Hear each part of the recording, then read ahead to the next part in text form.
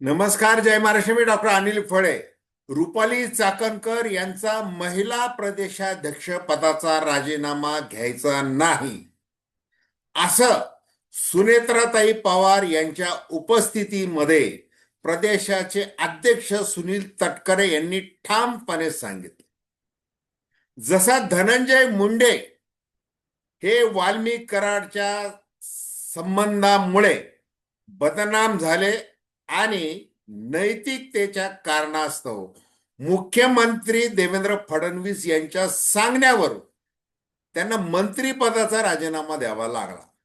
पण अजितदादा पवार यांनी त्यावेळेला धनंजय मुंडे यांना स्टार प्रचारक किंवा कोर कमिटीचे सदस्य म्हणून कायम ठेवलं. हा दाखला देत सुनील तटकरे यांनी रुपाली चाकणकर यांचा महिला आयोगाच्या अध्यक्षा म्हणून जरी राजीनामा मुख्यमंत्र्यांच्या निर्देशावरून द्यावा लागला तरी महिला प्रदेशाध्यक्ष म्हणून त्यांना कायम ठेवलं पाहिजे असं तटकरे यांनी ठामपणे सांगितलं. आणि त्यामुळे आता रुपाली चाकणकर यांचा राजीनामा हा होण्याची शक्यता नाही. झाला तरच नवल आहे. कारण की गेल्या काही दिवसांमध्ये धनंजय मुंडे, माणिकराव कोकाटे आणि आता रुपाली चाकणकर यांना संविधानिक पदावरून या ना त्या कारणाने जावं लागलेलं.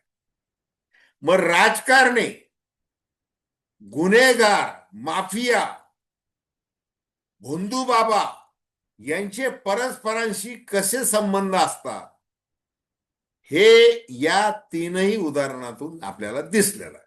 आता माणिकराव कोकाटे यांनी तर गरिबांच्या नावावर जी घरं असतात ती बळकावली.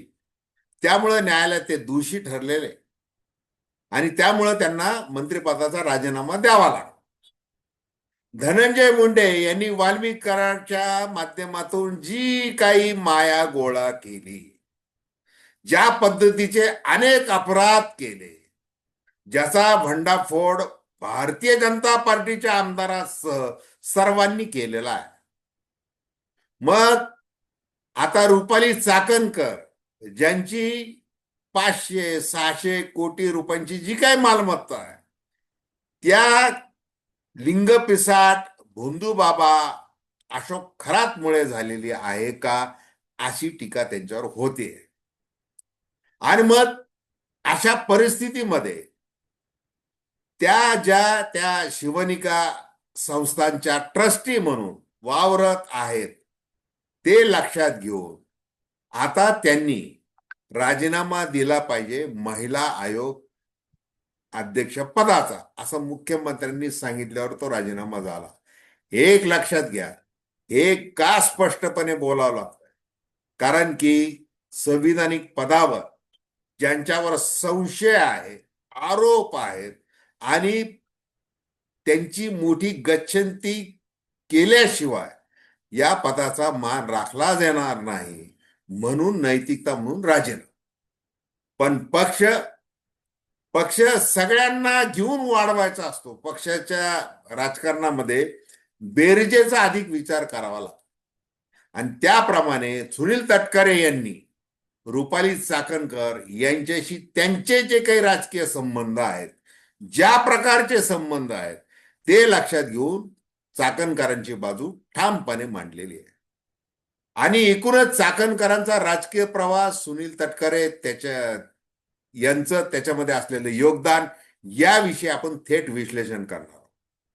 ते विश्लेषण करत असताना एक महत्वाचा मुद्दा जो असा आहे की अजितदादा पवार यांच्या अकाली मृत्यूमुळे आता राष्ट्रवादी काँग्रेसमध्ये जे काही चित्र आहे ते अतिशय चिंताजनक चित्र आहे, फूट पडलेली आहे.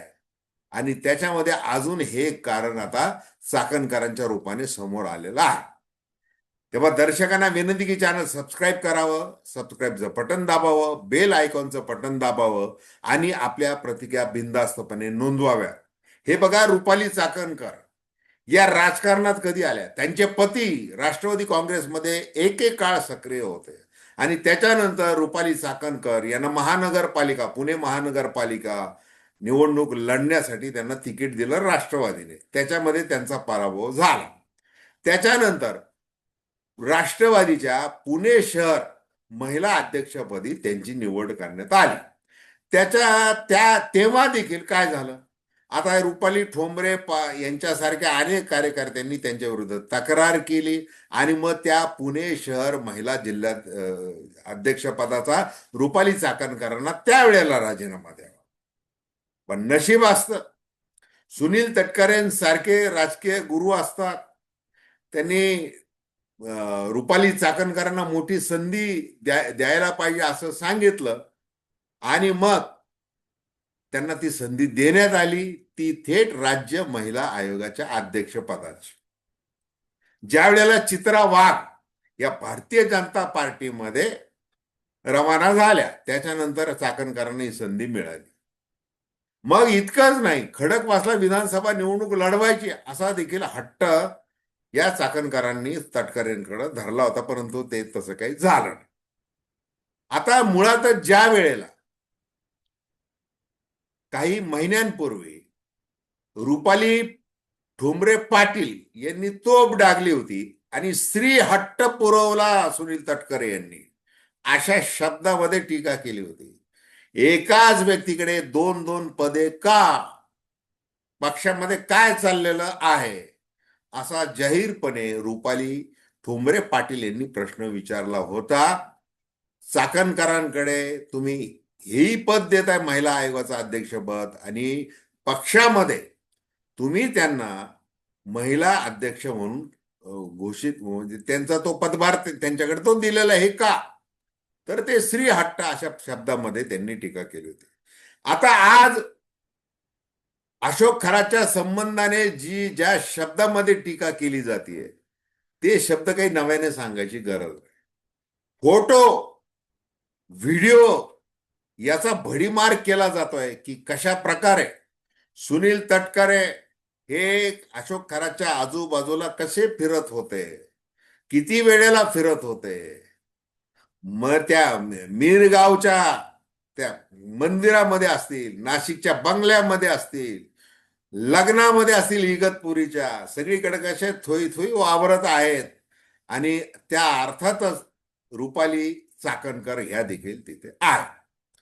मग आता रुपाली चाकणकर यांनी जसं अनामिका म्हणजे करंगळीच्या शेजारचं बोट कापलं सोमवती अमावस्येच्या वेळेला, मग ते सुषमा अंधारे यांनी समोर आणलं आणि लगेच एक फोटो फिरायला लागला की सुनील तटकरे यांनी देखील तेच केलेलं आहे, करंगळीच्या बाजूचं ते अनामिका बोट कापलेलं आहे.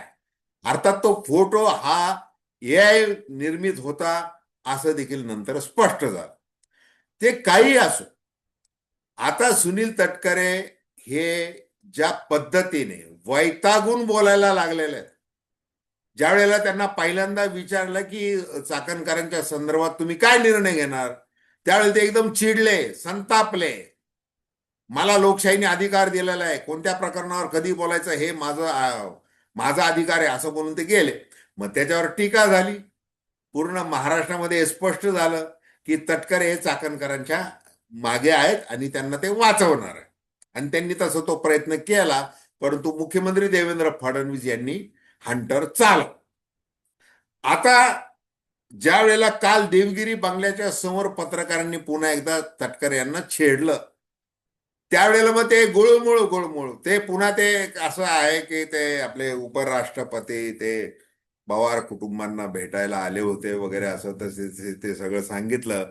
आणि ज्या वेळेला हा प्रश्न आला चाकणकरांना, त्यावेळेला त्यांनी सांगितलं की आम्ही कोणालाही पाठीशी घालणार नाही, एवढं वाक्य बोलून ते निघून गेले. म्हणजे आपलं वाक्य, आपला उद्वेग, आपली बॉडी लँग्वेज, आपल्या मनात काय आहे, आपले आडाखे काय आहेत, याच्यावर जर टीका होत असेल तर मग काहीतरी नाटकीय पद्धतीने बोललं पाहिजे. अशा पद्धतीचं एक विधान त्यांनी त्या देवगिरी बंगल्याच्या बाहेर केलं आणि पुन्हा ते आपल्या गाडीमध्ये बसले आणि निघून गेलेले आहेत.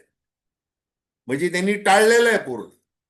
पण थोडक्यामध्ये जाता जाता असा निष्कर्ष आहे आपल्या चर्चेचा की आता यांना कायम ठेवायचं आहे. जसं धनंजय मुंडे यांना सन्मानाने पक्षामध्ये पद दिलं, ते कायम ठेवलं. आणि त्याचप्रमाणे माणिकराव कोकाटे यांची काही गच्छंती केलेली नाही पक्षातून. आणि तसंच आता रुपालीताई चाकणकर यांना देखील राष्ट्रवादी काँग्रेसमध्ये राजाश्रय द्यायचा. आणि तो जर नाही दिला तर जे काही बाहेर येत आहे ते आपल्याला पूर्णपणे मान्य आहे असा अर्थ होईल आणि पक्षाची प्रतिमा अजून खराब होईल. त्यामुळं तुर्तास राजीनामा घ्यायला नको असं तटकरे यांनी सांगितलं. आणि इतरांना ते ऐकावं लागलेलं आहे. एवढंच. तर धन्यवाद. हा व्हिडिओ आपल्याला आवडला असेल अवश्य शेअर करा, सबस्क्राईब करा आणि आपल्या प्रतिक्रिया बिनधास्तपणे नोंदवा. धन्यवाद.